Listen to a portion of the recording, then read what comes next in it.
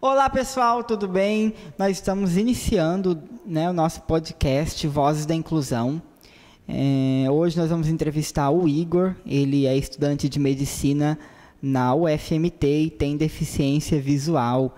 A gente está começando aqui com conteúdos, com pessoas com deficiência visual. Também vou fazer entrevistas com pessoas com deficiência auditiva. Então nós vamos ter a inclusão de intérprete de Libras também no nosso podcast, para a gente ter uma experiência nova com outras deficiências. Eu acho uma experiência incrível que eu vou ter aqui com vocês.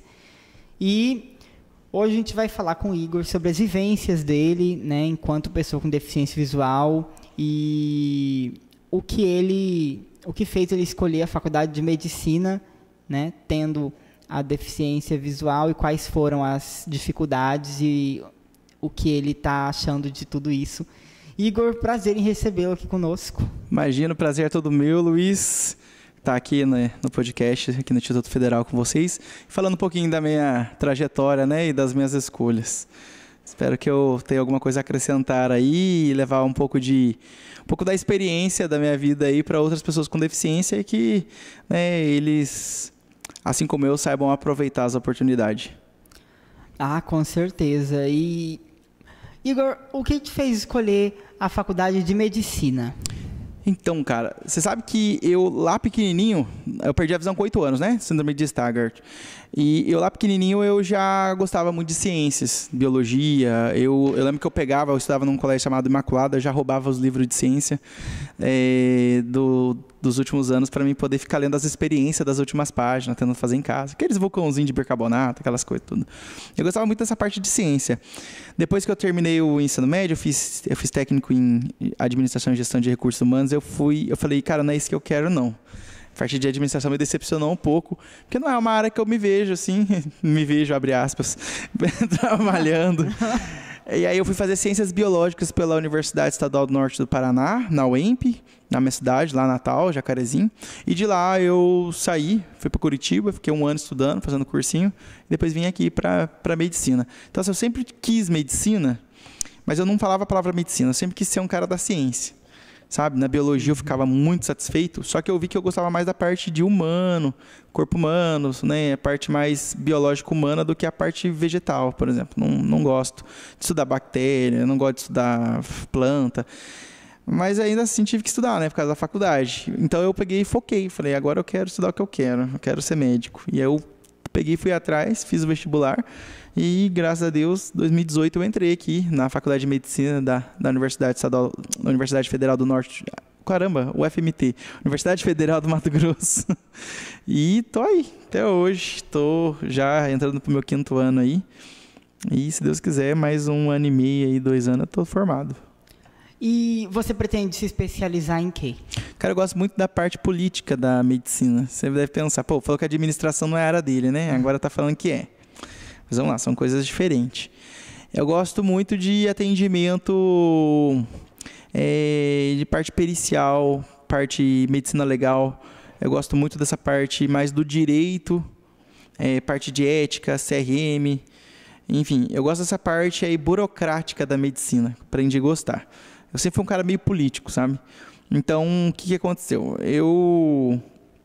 Penso em fazer depois daqui, lá para 2025, residência em gestão hospitalar ou perícia, vou ter que ir para São Paulo, no caso, fazer, e será outro capítulo da minha vida na parte da educação. A lidar com pessoas sem deficiência, aí é um pacote de caos. Então, muita coisa melhorou na UFMT, desde que eu entrei, e a UFMT ela apresenta os problemas que outras universidades no Brasil possuem. Nós estamos falando de Brasil, O Brasil possui essas dificuldades, o Estado possui, o município possui. Até hoje não existe escola adaptada, gente. Existe escolas tentando adaptar o conteúdo e a estrutura. Você está no IFE. O IFE está 100%? Você já visitou com uma escola 100%? Não. Ninguém visita lugar 100%, ainda não está. Mas vamos vamos desistir, esperar ficar 100% para começar a estudar? Também não. Claro que Então não. a gente tem que entrar para a luta e de forma pacífica, claro, sempre de forma diplomática, tentando, né, trabalhar junto com a instituição. Aprende isso aí, nunca vai brigar com a instituição, vai trabalhar junto com ela. Chega lá e fala, olha, para mim funciona assim, assim, eu acho melhor assim. Vai fazer estudo também, né? Cabe ao aluno também, eu acho que a responsabilidade aí paga imposto, o Estado deve fazer isso e aquilo, mas é dever nós também explicar para eles e levar o conhecimento, como esse podcast propõe. Levar o conhecimento um pouco, quebrar um pouco essa história de que deficiente é o coitadinho que fica sobre a sombra da mãe e do pai, que fica com alguém cuidando e que leva, e que precisa de uma escola só para ele, e que ele não pode misturar com os outros alunos. Isso acabou, isso aí já foi, né? Já foi de épocas onde pessoa com deficiência era chamada de inválido.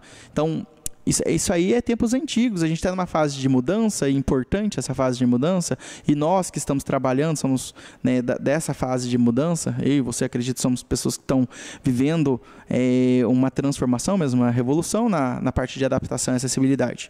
Né? A gente tem 30 anos que o Brasil fez um pacto mundial aí, então 30 anos é pouco, né? E ainda tem muito chão pela frente ainda, e a gente tem que ir na diplomacia, tentar auxiliar a universidade, a faculdade, a escola.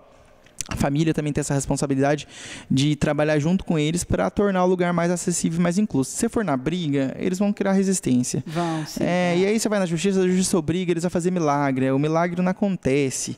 Entendeu? É obrigado a fazer tudo do jeito que ele quer. A justiça, nem a justiça brasileira sabe o que o Igor precisa lá na Faculdade de Medicina. Nem o juiz nenhum do Brasil sabe o que o Luiz Guilherme precisa lá no Instituto Federal. Eles não sabem. Eles vão dizer assim, o que você quer? Eu quero que dê prova oral e quero que faça macropeça lá, faça uma peça ampliada lá para palpar, peça tátil. O juiz vai mandar fazer, mas aí vai tirar o recurso da onde? Quanto é que custa? Vai fazer o quê? Quantas estruturas tem um corpo humano? São 200 e poucos ossos, 206 ossos. São, sei lá quantos mil nervos, se for considerar a maioria. Você entendeu? Não tem. Como é que você vai fazer isso aí? Obrigar a Faculdade de Medicina a fazer 7, 8 mil estruturas táteis de um dia para o outro? Do nada, né? Do nada. Vai ter que juntar aí um monte de gente do biscuit no Brasil aí, que não vai dar conta, não. E aí tem o Igor, aí tem o Luiz Guilherme, aí tem fulano, ciclano, aí você pega aí, somos quantos milhões hoje no Brasil, né? É bastante deficiente. Sim. Então a gente precisa ter, sim, a adaptação, é direito da pessoa com deficiência a adaptação, não é responsabilidade só da família e do deficiente, como as escolas, muitos acham isso, que é o aluno que tem que trazer de casa o papel para imprimir a prova ampliada. É um absurdo isso aí. Então a gente encontra os extremos. O extremo onde você vê que tem o interesse da universidade de ajudar e da escola de ajudar, mas a família quer que eles entreguem tudo do dia para o outro, né, da noite para o dia, e também tem os extremos onde a escola, e muitos são assim, isso eu vivenciei bastante, de achar que se vira aí, eu vou enrolar ele até ele desistir de estudar. Vou empurrar com a barriga e ele vai... Falta de interesse existe muito, cara. Olha, e não é só falar, servidor, não. Não nas particulares também. O povo gosta, né? Tirar o povo da zona de conforto é complicado. Sim. O pessoal é muito mal acostumado. Então, eu acho que a pessoa com deficiência... Teve até aquela frase do ministro, não lembro, porque o deficiente atrapalha. Sim. Na verdade, a frase foi frustrada. O deficiente, ele tira a pessoa da zona de conforto. Ela tem que trabalhar mais. De fato, não vamos dourar a pílula aqui. Se eu tenho uns 30 alunos, tá? Os 30 alunos eu tenho que fazer a prova de 10 questões e tenho que corrigir. Beleza. Daí vem o deficiente visual. Eu tenho que ampliar a prova ou fazer em braille. Eu tenho que procurar saber como é que faz em braille, atrás de uma impressora, de um instituto, de alguma parceria. É um puta de um trampo por uma prova só, de um aluno só, que é direito dele. Só que você tira o professor do conforto dele. E alguns têm, né, a falta de empatia, ou zero empatia pelo aluno e não faz isso. Fala, a família tem que dar um jeito. Eu não sei ninguém me falou que eu ia ter que lidar com um aluno com deficiência. E tem também a questão dos estudos, né? Eu estudei muito tempo, eu sou uma pessoa, né? Então... Maluquice. Quando a gente... Porque assim, já teve muitos casos de professor que a gente tinha que buscar uma adaptação e ele fica super irritado. Você está mandando eu estudar? Você está mandando eu estudar depois de tantas graduações? A gente precisa buscar uma orientação e vamos buscar junto, né? Exatamente, sem armar guerra contra o professor, Sim. né? Explicar para ele que, às vezes tem professor que tem que falar, como eu já falei, olha, professor, você vai ter que ampliar, mas eu não sei como é que fazer. Eu falei, então você manda pro seu coordenador, porque eu costumo falar isso aí na UFMT. Se o meu professor ali, no laboratório, ele não sabe o que fazer, ele tem que passar para quem está acima dele, que é o supervisor de unidade curricular. O supervisor de unidade curricular não sabe o que fazer, manda para o coordenador e para a direção. Porque a direção de uma faculdade, ela lida com a parte do executivo, seria o equivalente ao presidente hoje do país, e o coordenador seria o presidente da Câmara, vamos falar assim. E aí tem a PGF, que é o Supremo, tá? Manda para essas 3 instâncias, manda para a PGF verificar, porque vai ter que investir lá R$150 mil para adaptar o bloco para o aluno Igor, para o aluno Humberto, que é um amigo meu lá que tem hemiplegia. O professor não sabe. Você acha que é capacidade do professor saber como que vai investir 150 mil? Ele vai tirar da onde isso? Ele vai fazer isso como? Mas ele não é instruído a passar isso à frente. Então ele manda isso para o supervisor manda isso para coordenador e para diretor. O diretor vê o que a parte dele manda ou para a Secretaria de Infraestrutura ou manda para o gabinete da reitoria, e o coordenador manda para colegiado, manda para, enfim, para as instâncias superiores. Elas não deram conta? Vai para o gabinete do reitor. O gabinete do reitor não deu conta? Vai para o Ministério Público Federal e para o Ministério da Educação. O Ministério Público da Educação e o Ministério Público Federal não deu conta? Vai para o presidente, vai para o Papa, vai para a NASA, não sei, vai para algum lugar. Alguém tem que dar conta. Alguém tem que dar conta, porque é um acordo internacional. Acesso básico. E quando eu falo acesso, gente, é quando um aluno, por exemplo, uma criança de 12 anos está na escola municipal do bairro Canjica e ela precisa de uma prova maior. Então, o professor, ao invés de gastar 3 folhas sulfite, vai gastar 9 folhas sulfite com aquele aluno ali. E aí o professor, às vezes, se recusa a fazer essa prova porque vai gastar mais folha. A gente enfrenta esse tipo de dificuldade. Eu dei só o exemplo da Canjica, que é onde eu trabalho, e não é uma verdade isso lá, tá? Mas a escola do Canjica ali está excelente. Mas é uma realidade, sim, em muitas escolas. Eles se negam a dar material adaptado por ignorância, por achar assim, mas isso aí não é obrigação da escola. E entendeu? Eu não vou dar prova ampliada. E às vezes eles se recusam. Eu, por exemplo, fui recusado a ter prova oral na medicina. E eu fiz o Enem, eu entrei na faculdade fazendo prova com ledor e transcritor. Uma pessoa lia as questões e respondia. Questão tal, dá as opções, eu falo B, marcando a letra B, questão tal. Próxima questão, entendeu? Isso é simples, sim. Isso é adaptação básica. Mas aí o que acontece? Eu cheguei na medicina e tinha gente que tinha esse tipo de pensamento de, eu sei o que fazer. Você não, entendeu? Eu sei o que fazer, pode ficar tranquilo, eu vou adaptar para você. Vai lá e me põe uma câmera para filmar, um negócio bizarro, sabe, reinventando roda, como diria o meu professor Newton, de boa intenção o inferno tá cheio. E aí teve muita gente de boa intenção me prejudicando lá na faculdade de medicina, mas isso lá no comecinho, antes de eu acertar as coisas. E aí depois que as coisas se acertaram, que eu fui na diplomacia, entrei para o conselho, hoje eu sou conselheiro de ações afirmativas da PRAE, lá da universidade, e aí se discutiu muito, criamos projetos, alguns deram certo, outros nem tanto, outros foram destruídos pela própria faculdade, pela própria universidade, e na luta aí a gente vai descobrindo as formas de adaptar. E sobre a inclusão na turma, né? Porque a gente falou sobre inclusão na escola, foi maravilhoso o seu depoimento, seu relato aqui pra gente, mas e a inclusão na turma, com os amigos, assim, com os colegas, aquela interação com toda a turma? Cara, é assim, a gente tem que lembrar, e aí vou pegar um pouco da medicina ali, da psiquiatria. Todo mundo que passa por alguma situação diferente, ele tende a ter um comportamento e um perfil comportamental diferente. Não adianta. Se você vive numa casa com pai e mãe, onde é aquela questão cultural, machista ou patriarcal ou feminista, enfim, de qualquer característica que seja ali da família, o filho vai nascer com um perfil daquele jeito, vai ter um perfil totalmente diferente de um outro cara da mesma idade, entendeu? Criado em outro bairro, com outra cultura, criado só pelo pai ou só pela mãe.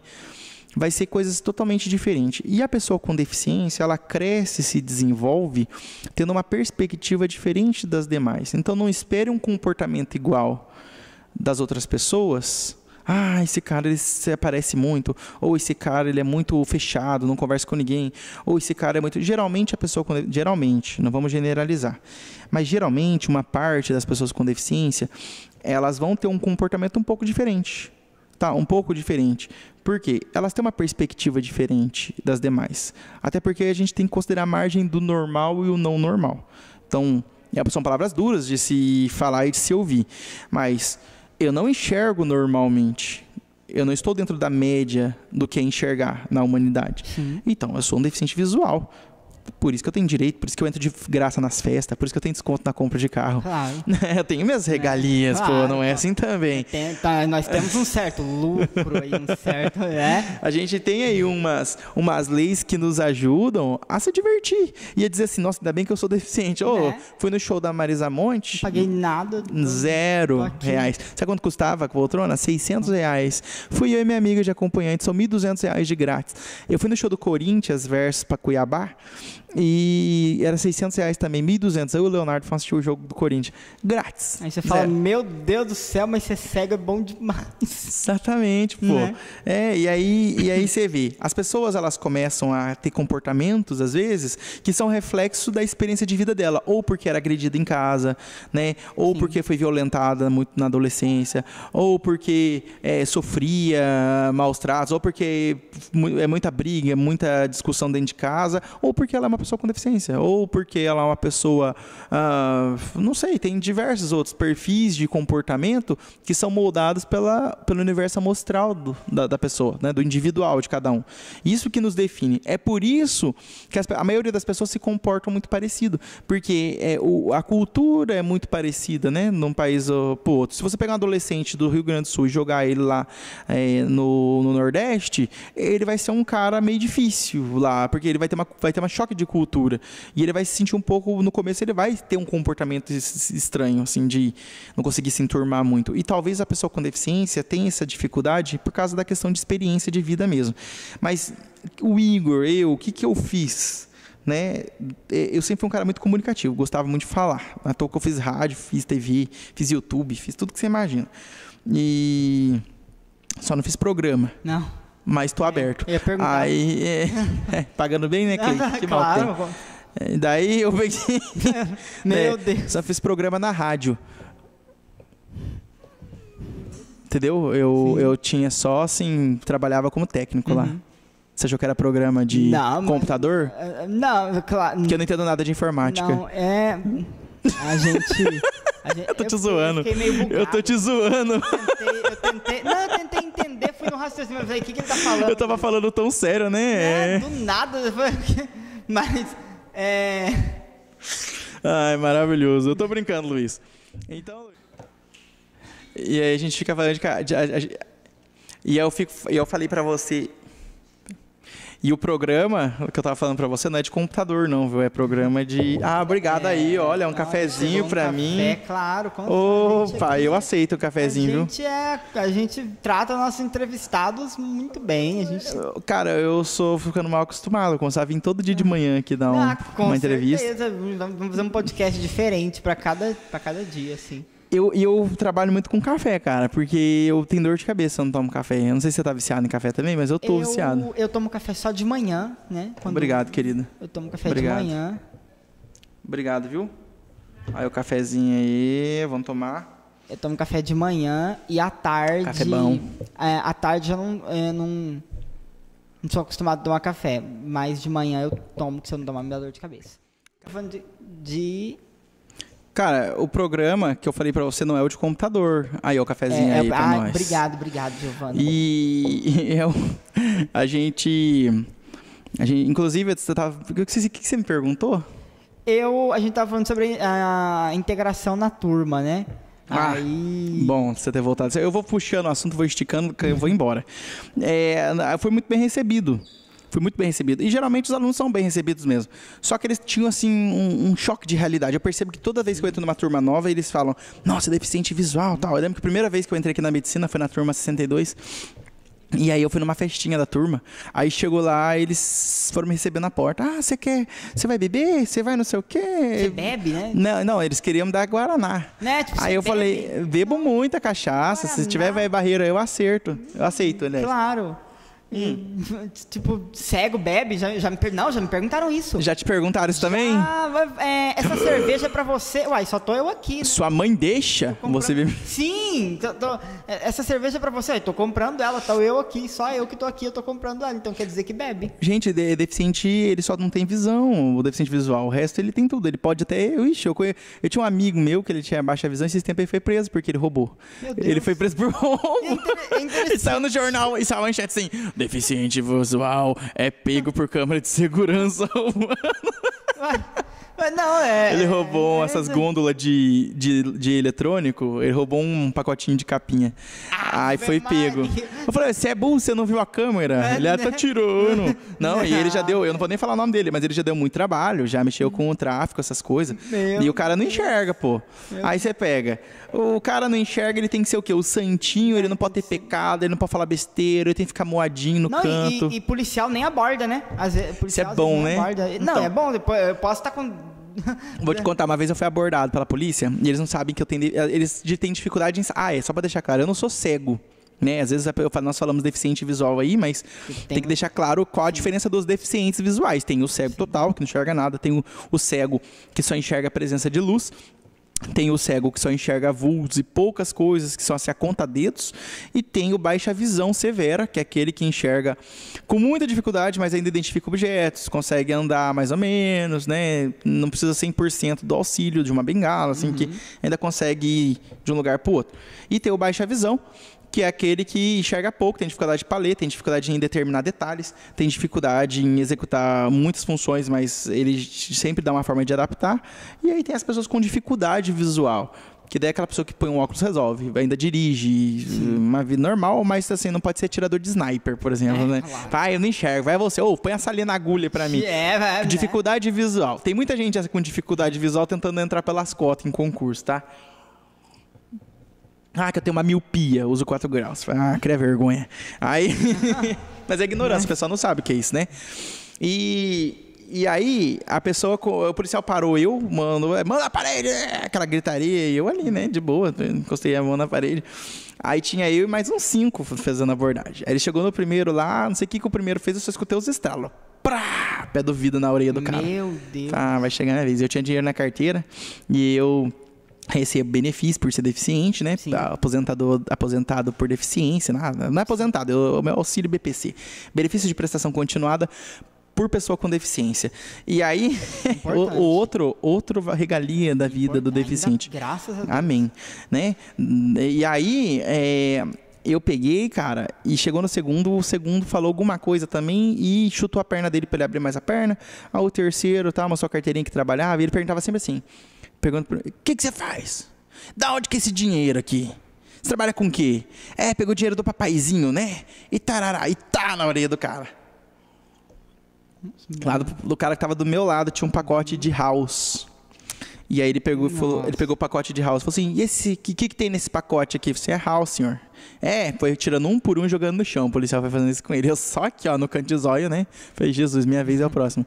E eu tinha dinheiro na carteira. Eu tava com dinheiro na carteira, eu recebi meu benefício, tava ali. Mas aí daí bem na hora que assim, tava acabando, aí ele pegou o house, jogou tudo no chão, o moleque ficou bravão por causa do house dele.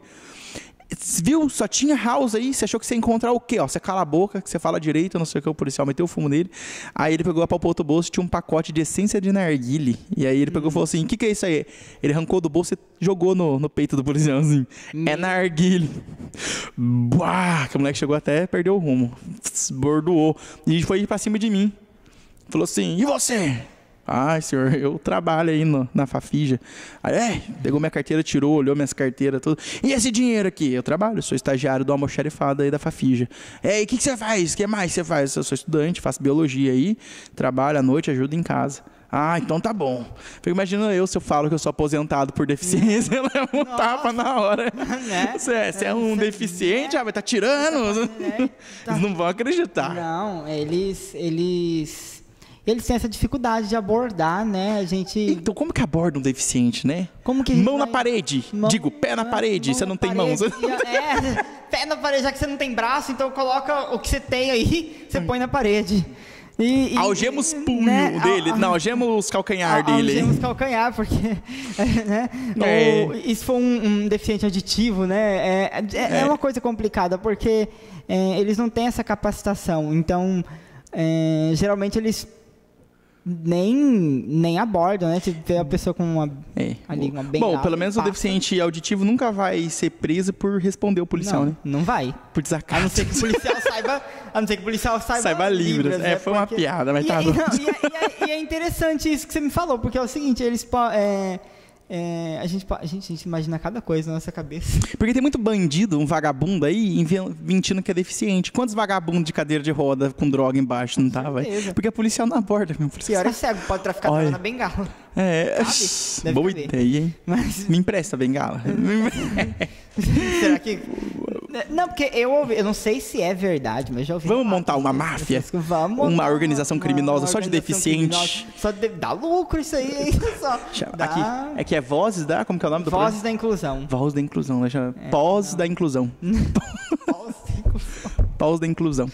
Tá bom. Mas... Esses seus olhos vermelhos, é congênito, senhor. É da minha doença, que é a carteirinha de deficiente visual. Nunca ele vai ficar bravo com você. Não, claro que né? Não. Aí você vê o cara lá, tá morgado no sofá caído. Você, ele é surdo, ele tem autismo também. Não adianta mexer com ele é desse jeito. Não adianta que ele não vai olhar nos seus olhos. Vai ser assim, vai ser uma máfia só de deficiente.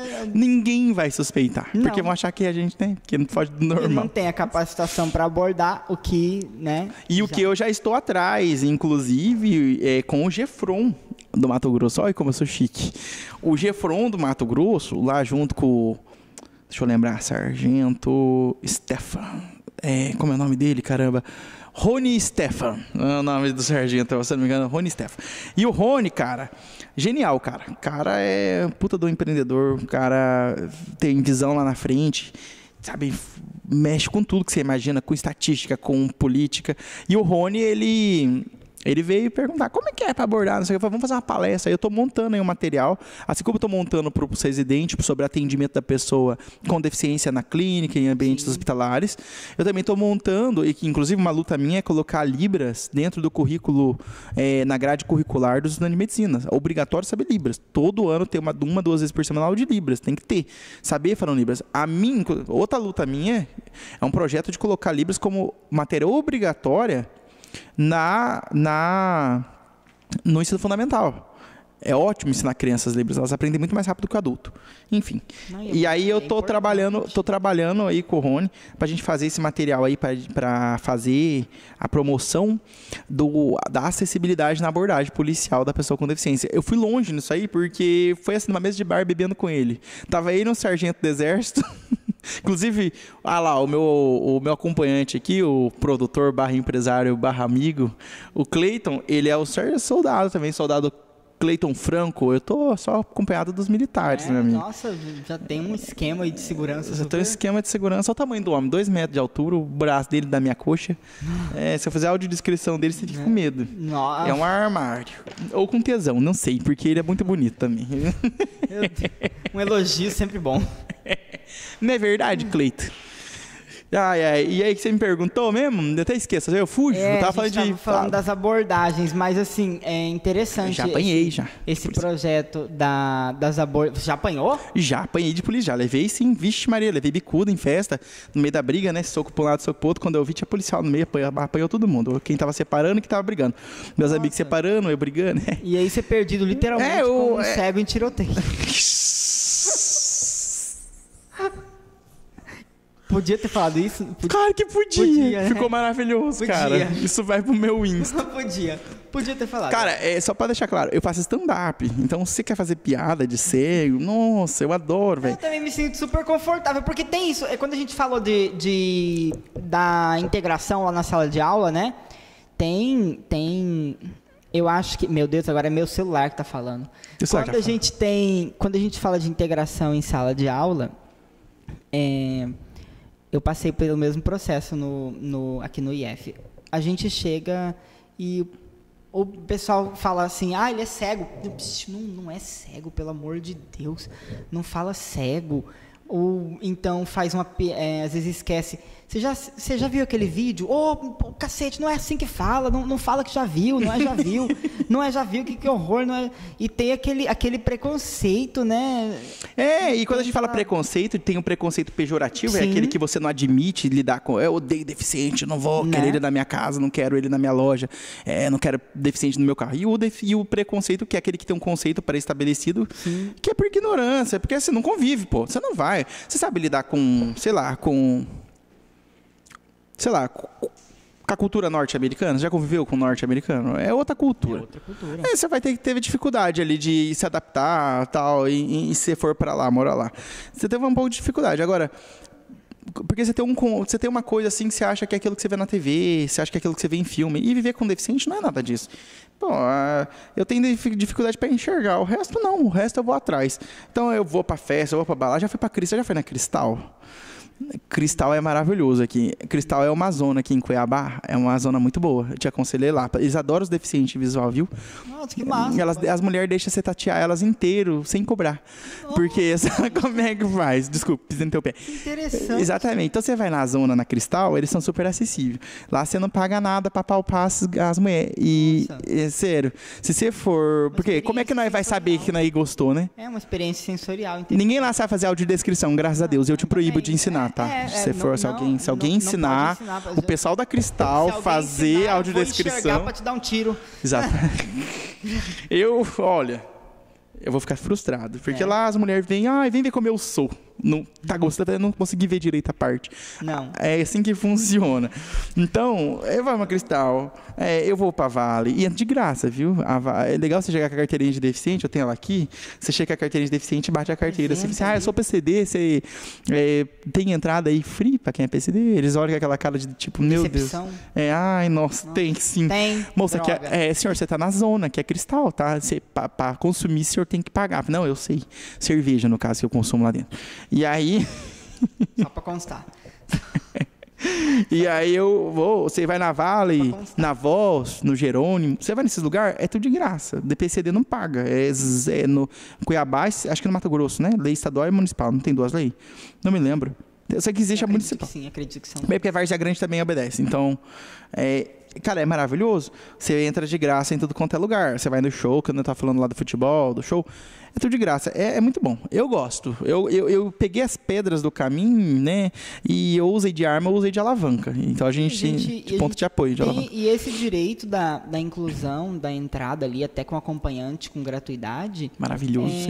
É maravilhoso, porque a gente curte aquele lazer, a gente até tem a economia muito grande. Você falou né, de R$600, que economizou R$1.200. Mas aquilo ali é por falta de acessibilidade do local e pela falta de capacitação. Não vai ter o atendente ali para te prestar o serviço, né? Todo aquele tempo. Mas assim, você sabe que muitas dessas leis elas foram criadas com a ideia de promover vida social a pessoa com deficiência. Sim. Porque assim, a pessoa com deficiência, ela é, como eu disse, Há por 30 vários... anos a gente era guardado ali. Exatamente. Há poucos anos atrás a gente era escondido, então... Exatamente, era inválidos, né? Claro, a gente precisa, a gente tem... Inválidos é o termo usado na época. Sim. Obrigado pelo cafezinho. Olha, mais café aqui. Isso que é café, Luiz? Você não dorme à noite, né? Não, se eu tomar café, eu não durmo à noite. Eu arrumo um bagulhinho pra você que você não dorme por 3 dias. Meu Deus do céu. Eu vou... Quando terminar a gravação, eu pergunto o que é. Não, cafeína em pó, pô. É o quê? Cafeína com guaraná em pó. Mas aí eu vou ficar acordado 5... Aí eu vou morrer, né? Não precisa estudar. É ótimo. Você inala ela com o nariz. Faz... Obrigado. Sim. Não é porque falar pra eu estudar, mas... Então... Não, eu tô brincando, irmão. Ó, deixa eu falar pra você uma coisa. O governo, ele faz essas leis, que tá dando mordomia pros deficientes. Acredito que poucas pessoas pensam isso. Mas quem pensa também tem direito de pensar. É muita mordomia. Por que estão dando coisa a mais pra mim? É que pensa o seguinte, o deficiente, a maioria deles, não todos. Eu, por exemplo, sou um cara que se não fosse deficiente, acho que seria do mesmo jeito. Não sei, né? Não dá pra saber. A gente nunca pode fazer... Acho que essa afirmação minha foi meio burra.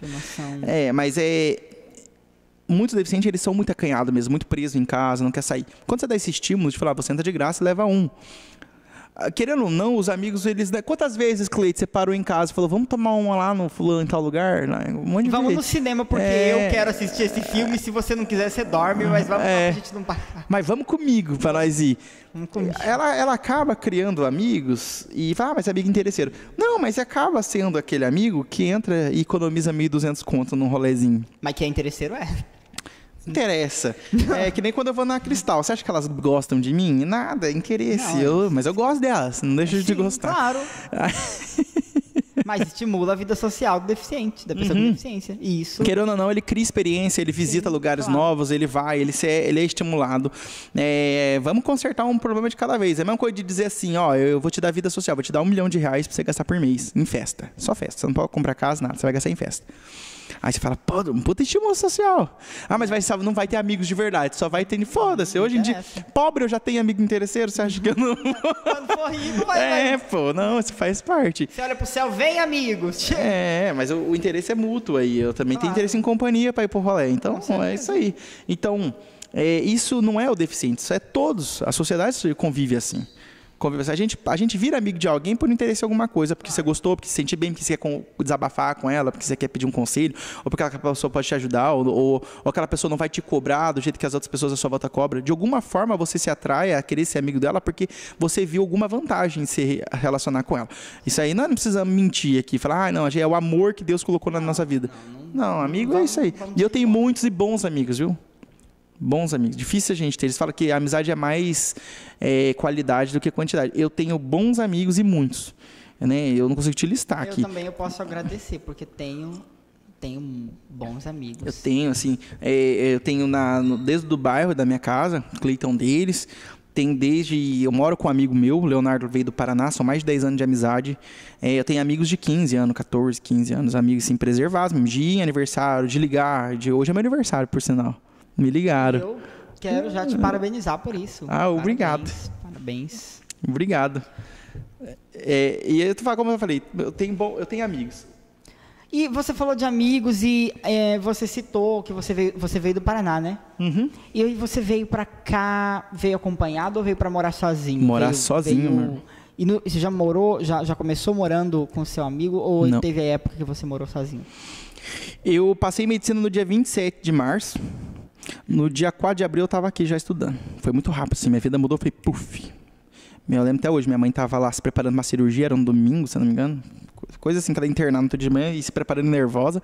E eu estava lá no F5, né, atualizando a página para ver o resultado. Aí saiu lá, aprovado medicina, Gustavo Machuca Nogari. Eu falei, passei. Aí minha mãe ficou toda... Passei. Minha mãe já começou a chorar, não sei se era nervosismo misturado de alegria e nervosismo da cirurgia. Ela fez uma esterectomia, tirou o útero, ovário e tal. E aí, meus irmãos tudo comemorando, meu pai também, todo mundo feliz, orgulhoso. Agora eu preciso estar lá semana que vem. Era tipo um domingo, eu tinha que estar lá na quarta. Era quarta, quinta e sexta período de inscrição. Nossa. Cheguei na quinta, fiz a inscrição, na sexta fiquei, confirmei, voltei de avião. Nunca tinha andado de avião, tinha ido pela primeira vez de avião, voltei. Aí foi aquela loucura. Aí eu, dia 4, estava assistindo aula já. Aula de uma professora meio doida, que pôs eu pra fora. Falou, seu nome não tá na lista, você não vai assistir aula. Meu Deus. Mandou embora. Falei, que velha, filha da puta. Mas daí tudo bem, não vou nem falar o nome dela. Hoje em dia a gente se dá super bem, essa professora, inclusive. Mas ela bate bem, ela bate. Daí eu peguei e vim morar sozinho. Eu morei no Boa Esperança durante 2 anos sozinho. Depois eu morei no Santa Cruz. 3 anos no Boa Esperança sozinho. 1 ano no Santa Cruz, alugando um quarto numa casa com o Lucas. O Lucas também foi uma pessoa que foi um grande amigo meu. E a gente só perdeu muito contato porque a gente se mudou, ele casou e tal. Cada um tá seguindo sua vida.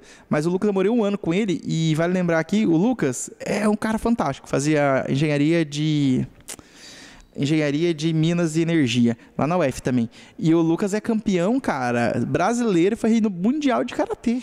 Tinha medalha e tudo, cara, era fudido.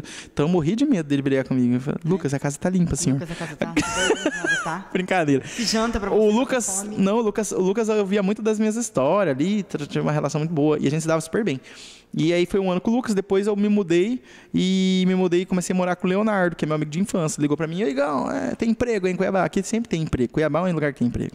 Tem, cara, quem quer trabalhar, consegue. E aí a gente conversou, já vimos umas coisinhas em mente. Eu falei, vem, ele 1 mês ele se organizou e veio, cara. Veio, abandonou o emprego de 4 anos lá no abatedouro da Friboi, lá do grupo Wesley Batista lá, sabe? Da corrupção lá. E aí, da Seara. E aí ele pegou, saiu de lá e veio pra cá. Chegou aqui, ele já arrumou um emprego, assim, uma semana, 15 dias, rapidão. Trabalhando, e daí nunca mais parou. Hoje o Léo atende lá no Outback O Outback de que shopping, Cleito? Do Shopping Estação. E ele fica lá. E o Léo me aguenta todo dia, cara. De manhã, a hora que eu acordo, e à noite, a hora que ele chega, eu perturbo ele demais. O chato em casa sou eu. E esse é o maior com o Léo. Mas assim, eu gosto de morar sozinho. Entendeu? Eu gosto de morar. Pensar, ai, coitado, ele mora com quem, né? Que ajuda ele. Nada. Alguém, né? Alguém... Não, porque tem as perguntas, né? Quem que te veste? Porque tem essas perguntas. Tem esses... tem o capacitismo, né? Que está atrelado à falta de informação. Cara, eu andei pegando uma birra sobre essa discussão de capacitismo, mas não é birra de maldade, não. É porque tem muito palestrante falando do capacitismo como se o capacitismo fosse... Como se a pessoa duvidar da capacidade do deficiente fosse algo mal intencionado. E não é. Não é. É a ignorância de conviver com a pessoa com deficiência. Quando você vê uma pessoa cometendo um erro e age com grosseria, ou repudia, ou age de forma não pedagógica, tu cria o inimigo. Claro. Tá. Você cria o inimigo. E aí é o que aconteceu com as outras classes. Aí a gente tem aí uma luta digna e válida, que é a luta LGBT, tem que ter e tem que continuar lutando. A luta contra o machismo, né? As feministas, elas lutam pelo direito de igualdade. A gente tem a luta racial, que é muito importante, ainda é absurdamente... eu acho a coisa... Eu, por ser deficiente visual, acho mais ridículo ainda. Precisa ser julgada pela cor. Porque ainda mais nós que não enxerga, né? Aí o cara que ele é racista e cego, ele é mais idiota ainda. Porque ele tá realmente alienado a uma imbecilidade. Eu não sei se consegue ser mais... Ou existe algum tipo de racismo menos ou mais imbecil. Todos os racistas são imbecis. Mas eu repudio todos. Só que você tem que agir de forma pedagógica. Se tu chegar criando guerra contra quem já tem um preconceito... Porque daí criou ódio, aí criou, né, um monte de coisa. E o deficiente, ele é menosprezado, sim, por muitos. Existe um preconceito. Só que se você for lidar de forma pedagógica, você vai conseguir colher muito mais fruto do que você chegar repudiando e querendo caçar briga com o cara. Porque o cara vai continuar te odiando e por meio de leis vai ter que te engolir. Que é o que acontece com muitos racistas aí, com muitos homofóbicos, com muitos machistas. Eles são preconceituosos, eles só não exercem com todo vigor porque a lei proíbe. Mas não existe um tratamento pedagógico para lidar com eles. E quando você não trata a mentalidade dos caras, nasce um Hitler da vida. Sim. Entendeu? Porque vai remoendo aquele ódio irracional e imbecil que tem dentro de si, e isso alimenta o monstro. E um dia esse monstro vai ter um monte de outros monstros que não foram didaticamente, pedagogicamente tratados, não tiveram o entendimento do quanto imbecil é o preconceito, e ela vai começar a criar movimentos contra, como já existe hoje, direito ao aborto se a criança tem algum tipo de deficiência, mesmo deficiência baixa, tipo se nasce com um pé menor que o outro, coisas assim. Existem movimentos que falam que tinha que legalizar, porque daí a criança não vai nascer inteira, vai nascer tipo, com esses tipos de palavra mesmo na campanha. Respeito. Não concordo, não respeito, mas eu vou chegar lá e falar, tem que prender esse povo? Não. Tem que pôr esse povo num debate, uma roda de conversa, conhecer famílias com pessoa com deficiência, fazer eles conviver um mês ali, entendeu? Conviver um mês, ver como é que é, qual que é da pessoa. Entender a realidade. Entender que não é uma pessoa inválida. Você pega Stephen Hawking, tá? O cara mexendo os olhos... Por meio da tecnologia Microsoft, se não me engano, acho que foi a Microsoft que desenvolveu aquele óculos dele lá de mexer os olhos para transformar aquilo em palavras, né, em letras e letras em palavras. O cara foi um gênio. O que aconteceu? Ele não mexia e ele começou a trabalhar, ele já era físico, e o cara dizia, vale a pena ver o documentário do Stephen Hawking. Ele é um deficiente que ele mostra, como Peter Orr falava na psicologia positiva, que ele focou naquilo que ele tinha de melhor e não ficar se lamentando, porque tem muito cara aí que tem um problema, que eu não sou feliz, que eu sou muito baixo, ou que eu sou muito gordo, ou que eu sou cego, ou que eu sou surdo. E ele fica focando naquele problema dele, ele passa o dia inteiro no Instagram falando como a vida dele é dura e triste, as dificuldades dele por ele ser deficiente. Mas não pega a porra de um livro para estudar, não pega a porra de uma enxada para carpir, não vai trabalhar, não vai pedir emprego, não vai tentar se capacitar com um monte de oportunidade que tem aí de capacitação. Ou, né, claro que existe casos e casos. Tem gente que tem oportunidade de estudar e tem gente que não tem, que a vida é dura, porque a vida não é morando para todo mundo. E tem gente que ele vai ficar lá na casa dos pais. Os pais estão dando oportunidade para estudar, ele não vai. Está dando oportunidade para um bom trabalho, não vai. Porque, eu não consigo trabalhar porque, como eu tenho... eu sou obeso, eu tenho depressão. Ou como eu sou deficiente visual, eu tenho depressão, não vou. Bom, então vai se tratar, vai dar o primeiro passo. Mas isso aí é uma questão de uma falha humana e não da falha da deficiência. A falha da deficiência é só uma desculpa. Sim, entendeu? É só uma desculpa. Claro. E aí as pessoas, elas veem esses exemplos aí, acham que é também, que todo mundo é assim. Não é. Existem casos e casos. Tem gente aí que não tem nada, é perfeitamente. Eu convivo com adolescente, e adolescente é assim. Minha vida é dura, minha mãe não me aceita, eu quero ser jogador profissional de Free Fire, ela não me apoia. Pô, maturidade, mas aí você, né, como é que vai fazer? A minha vida não é boa, minha vida não vai pra frente. Falei, porra, mas você já tentou se capacitar? Já estudou? Eu não tenho ânimo pra estudar. Mas você tentou ir trabalhar? Não tenho ânimo pra trabalhar. Mas tem ânimo pra ir pra balada, entendeu? É só isso aí, parece eu na vida. Né? Só tenho ânimo pra isso, velho. Ânimo pra balada. E pra vir nos podcasts. Porque a gente não quer sair da nossa zona de conforto mesmo, né? Você tá confortável. Você tá todo mundo trazendo café pra você. Eu quase engoli o microfone agora. Se tá confortável. Se tá confortável você ficar ali na casa dos pais e como você disse, né? Que gostoso, né? Por que eu vou sair dali? Pra que... Se eu posso usar a minha deficiência ou a minha obesidade ou o que eu quiser usar como pretexto, né? Para impedir, para eu continuar na minha zona de conforto, por que eu não vou usar? Quem é bom em dar desculpa não é bom em mais nada. Eu aprendi isso aí esse semestre na faculdade. Eu dei umas mancadas lá com o meu grupo de trabalho e eu fiz muita merda. Fiz merda mesmo, assim, eu tava errado. Entreguei trabalho errado, fiz isso e aquilo, faltei em prática, fiz umas coisinhas erradas lá. E aí eu tava procrastinando mesmo por problemas pessoais. Procrastinando. E eu usei, mano. Eu falei, eu não consegui fazer isso aqui, tarará, dei carteirada, professor, tô com dificuldade, posso entregar tal dia. Tudo mentira, usando a deficiência como desculpa. E aí, meu amigo, o meu grupo se incomodou e eu sofri as consequências. Eles me cobraram como eu sempre tenho que ser cobrado. Eles me mostraram que eu sou responsável pelas minhas atitudes e se eu tenho deficiência, eu tenho que correr mais atrás do que eles. Não, aqui pra você é mais puxado, é pior. Não vem querer achar que é melhor, não, é pior. Porque tu é deficiente, tu tem que dar conta de ser estudante de medicina e ainda driblar as dificuldades de um deficiente. O que nós podemos fazer, a gente já faz. Quer te dar o material adaptado. Se falar, eu não estou conseguindo enxergar isso aqui, ninguém vai te condenar e nem te reprovar por isso. Vai tentar criar uma forma inteligente de sair dessa situação e driblar. Mas se tu não se mexer e começar a dizer que tu não conseguiu chegar na hora porque tu não enxerga, aí tu tá passando dos limites. Aí começa. Quando o cara ele começa a dar desculpa, aí eu ouvi essa frase. Quem é bom em dar desculpa não é bom em mais nada. Eu falei, será que eu quero? Será que eu não quero? Será que eu quero continuar falando da deficiência num podcast que eu superei, mas chega lá na vida real dentro do hospital, eu chego atrasado e ponho culpa na minha deficiência? Uso. Porque é a malandragem, a gente vai ficando malandro e folgado com o tempo. E eu tive um sacode dos meus amigos que me colocaram nos trilhos. Graças a Deus. Eu preciso de um sacode desse cada 2 meses para mim ter uma vida boa. Então eu peço, meus amigos podem me sacudir, porque a gente tem a humanidade, ela tem uma disposição, assim como os professores são acostumados a ficar na zona de conforto e falar, não fui capacitado para dar aula para aluno, porque nunca no concurso me pediram, exigiram isso. Né? É do ser humano. E nós, deficientes, temos a disposição também de se esconder atrás da nossa deficiência de vez em quando a gente acha que é oportuno. O problema é quando isso é demais. Se isso for demais, ou uma vez você faz isso, já é demais. Mas se tu ficar fazendo isso sempre, tu vai ficar no limbo. Porque o mundo já não tem paciência com a gente. Sim. Pouquíssimas pessoas são preparadas para lidar com a pessoa com deficiência. Porque elas não sabem lidar, elas não convivem. E quando eu falo paciência, não é questão de não gostar. É questão de, eu vou pegar isso aqui, vou ter que formatar tudo para esse aluno.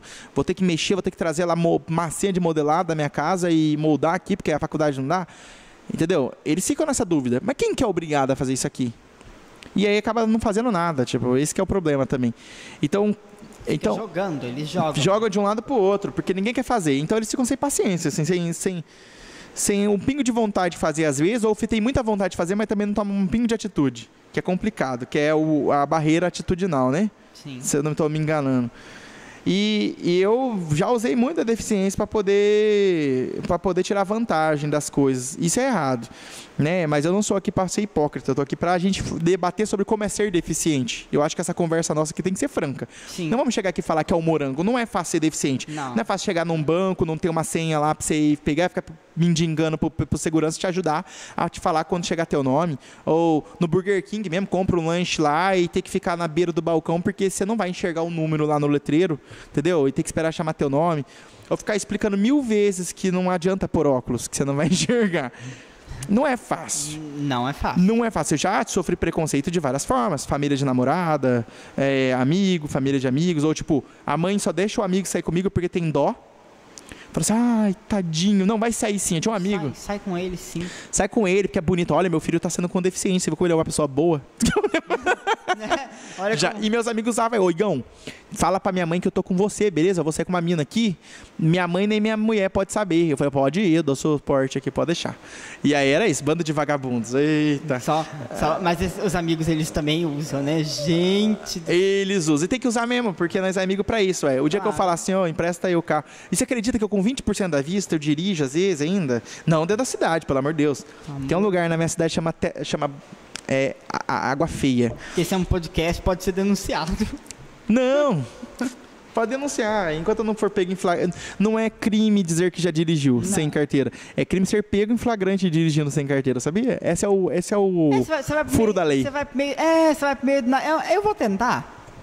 Tenta. É só ficar falando direita, esquerda, vira, só tem freia. Tem que ter uma pessoa boa de direção, né? Porque já imaginou direita? Não é direita não. Aí já foi, né? Imagina ela manda você fazer uma curva. Não. Curva suave à direita. Aí você vira e entra num quintal. Tá louco. Não. E eu ia na Água Feia com uma amiga Luana minha amiga de infância. A Luana era uma grande amiga minha. É ainda uma grande amiga que vai casar, inclusive, me chamou pra ser padrinho. E ela tá morando em Bauru, ela se mudou. Bauru, interior de São Paulo. E eu e a Luana, a gente ia pra Água Feia, cara, assim, 3, 4 vezes por semana. A gente ia lá, beber vodka e passear de carro numa estrada de água. A gente colocava vintão de álcool no carro, numa Export vermelha. Chamada de Cerejinha o nome do carro dela. Vamos pôr vintão na Cerejinha e vamos embora.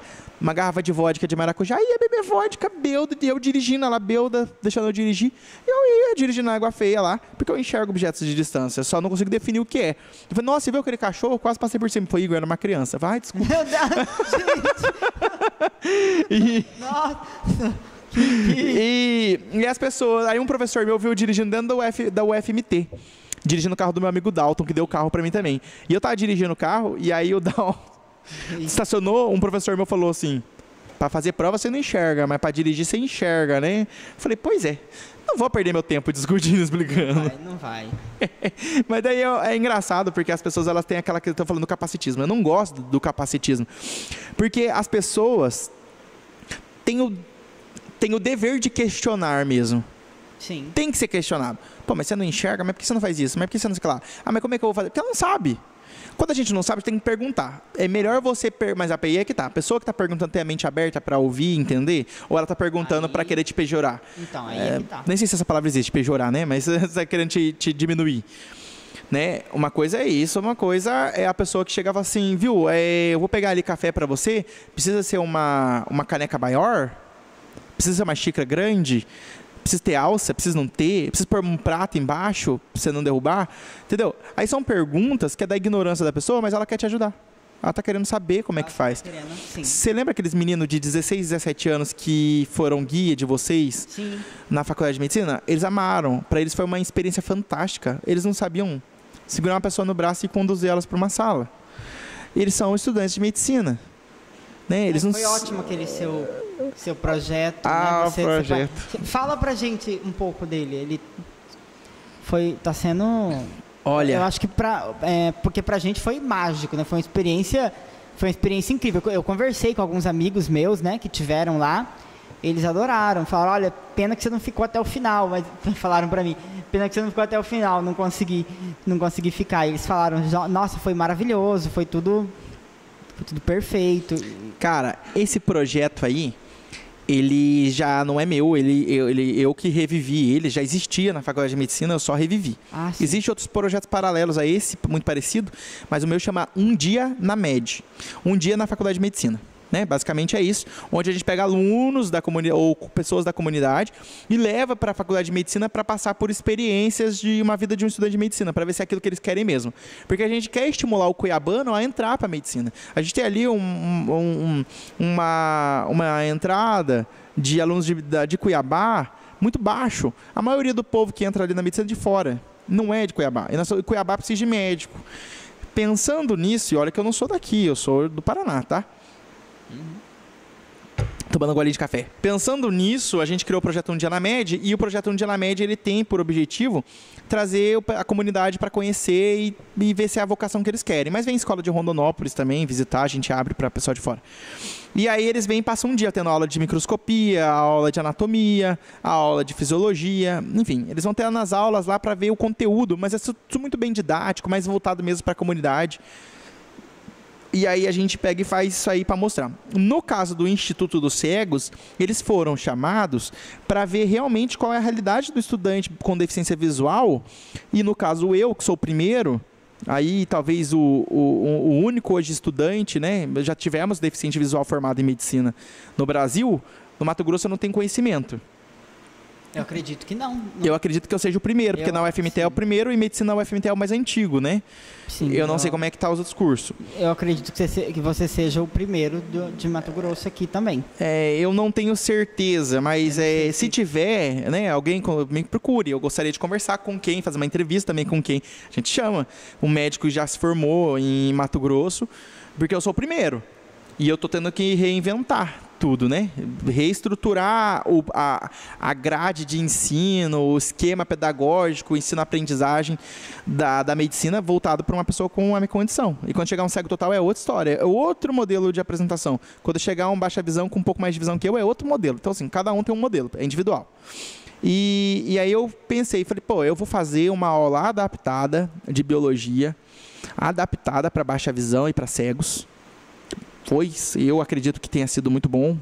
Eu fiz uma aula lá sobre evolução. A gente teve uma aula de anatomia, onde vocês colocaram a mão nos órgãos mesmos de cadáveres humanos, mortos. Humanos, eram cadáveres. E lá vocês colocaram a mão para saber como é um coração, como é um rim, né, como é um intestino. Sim. Botaram a mão na massa. Vocês apalparam lá de cabeça aos pés.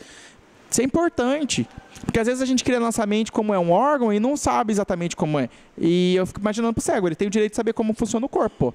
E aí a gente... As peças que não são reais, agora eu esqueci o nome, sintéticas, não é? As sintéticas são ruins. Elas não são pelo que eu notei ali no tato que a gente estava passando ali, nada a ver, né? Não tem nada a ver com as peças reais. E você sabe que tem um outro projeto na parte de inclusão, eu estou fechando isso aí, para falar sobre sexualidade da pessoa com deficiência. Porque nós transa, pô. Nós transa, não tem como não transar. Transar é bom. Quem não gosta, né, Cleito? De transar. Tem como. E aí o pessoal fala, que deficiente safado, né? Para não enxergar, para não fazer prova é bom, mas para transar é uma beleza.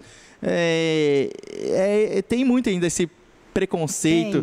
Tem. Deficiente transa. Você não vê lá o Igor Guimarães contando? Tinha uma prostituta lá em São Paulo, ela era cadeirante.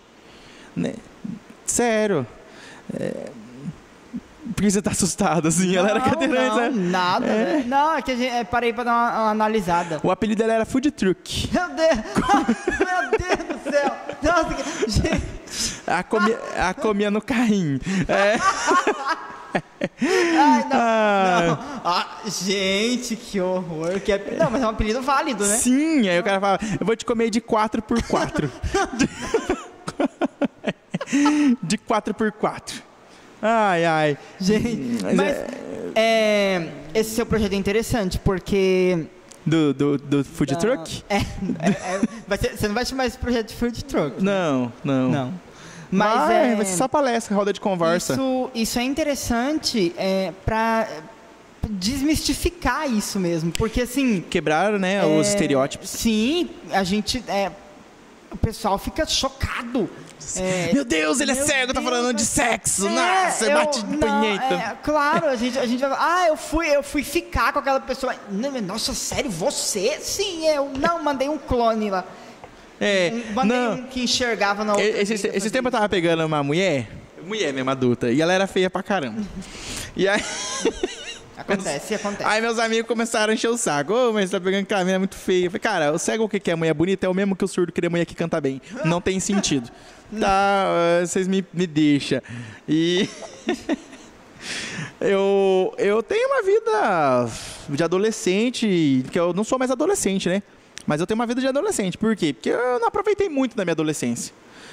Eu era um cara mais reservado, mais fechado. Meus pais eram muito rígidos também, super protetivos, porque tinham medo, né? O filho com deficiência. Mas eu fui o primeiro filho a sair de casa, para estudar fora, assim, para morar fora de casa, né? O meu irmão mais velho sempre trabalhou, cara. Desde os 13 anos, trabalhando firme ali com meu pai. Meu pai é mecânico, trabalha com meu pai. Minha mãe, ela foi até um tempo atrás mãe, dona de casa, né? Uma excelente mãe. E aí depois ela fez o ensino médio. No mesmo ano que ela terminou o ensino médio, ela passou em pedagogia na Universidade Estadual de Maringá, na UEM, e que é super conceituada lá no Paraná. E aí ela hoje é pedagoga formada. Depois dos 40 e tantos anos, ela se formou em tudo, ensino médio e faculdade. E meu irmão mais novo, ele mais novo que eu, hoje faz engenharia da agronomia lá na Federal de Santa Catarina. E o meu irmão mais velho sempre trabalhou, cara. Meus pais sempre cobraram da gente, ou você estuda ou você trabalha. Vocês têm que escolher. Quem gosta de estudar vai estudar, quem gosta de trabalhar vai trabalhar. E meus pais, no começo, eles, apesar de serem super protetivos e fazer uma diferença enorme no tratamento entre eu e meus irmãos, você não pode ir, só vai se for com alguém, você não pode chegar antes das 10, né? E todo mundo pra farra e eu tendo que ficar preso dentro de casa. Hoje eu sou um adulto jovem, faço meus 26 anos hoje. Fica quieto, Cleito. 26 anos sim, acabou. Eu parei de fazer 26 anos há um tempo atrás.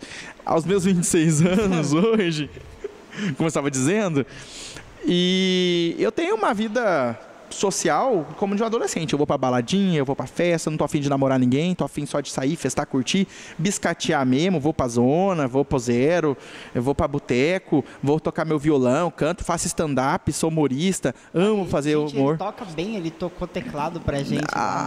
Bom, achei que você tinha falado do zero. Não, eu tô falando do teclado. Ele conversou com a travesti? Eu tô falando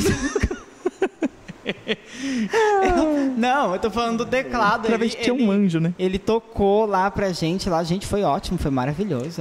Obrigado, viu? Eu toco bem, né, Cleito? Toca, Cleito. Órgão. Não era teclado? O Cleito tá com vergonha. O soldado Cleito tá com vergonha. Cleiton Franco, Cleiton Franco. Depois ele conta pra gente. Depois eu mostro, eu fiz um vídeo. Nossa! Tem audiodescrição? É essa música, né? Fica fazendo... só música. Né? Tá bom. Então, eu tenho uma vida, pra mim, uma vida quase que normal. Tirando pelo fato de, às vezes, eu ter que chegar mais perto pra enxergar, ou falar, quem tá escrito naquela placa ali? Aí eles, quanto é que tá o velho barreiro? Aí o cara aponta pro papelzinho pequeno e fala assim, tá tanto. Então, moça, eu não enxergo.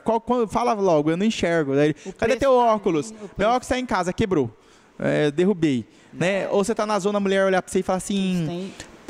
não para de olhar pros meus peitos, né? Eu tô olhando pra cara dela, que meu olho é torto, tesgo. Aí eu assim, nossa, você não olha pros meus peitos, você olha pra minha cara? Entendeu? A gente tem que se adaptar. Tem. As pessoas não são obrigadas a nascer sabendo. Não. E nem tirar do cu, nem tirar do nada a informação. Como é que eu vou sair? Você é cego, tá?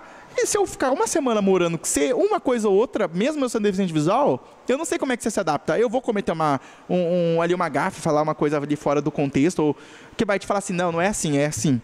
E você vai me ensinar, só que minha cabeça é aberta o suficiente para você falar e eu usar isso como aprendizado. Tem gente que não tá ali para aprender. No meio da balada, você não vai ensinar o garçom a atender uma pessoa cega. E nem dá para você exigir. Então, nós deficientes, a gente tem que achar um jeito de ensinar. De ser exemplos. Eu sempre gosto de falar que nós fazemos a nossa própria inclusão. A gente tem que Perfeito. A gente pode orientar, por exemplo, um garçom. Não querer exigir, não vá. Agora você sai do seu emprego e vai fazer uma capacitação. Sai agora, no meio da balada. Então, assim, tem horas e horas, né? A gente tem que saber orientar Tinha uma pessoa falando uma vez, numa palestra, que achava que deficiente tinha que andar com uma plaquinha, não, um crachá, um broche, alguma coisa. Válido, tudo é válido, né? Tudo que é de ideia é válido.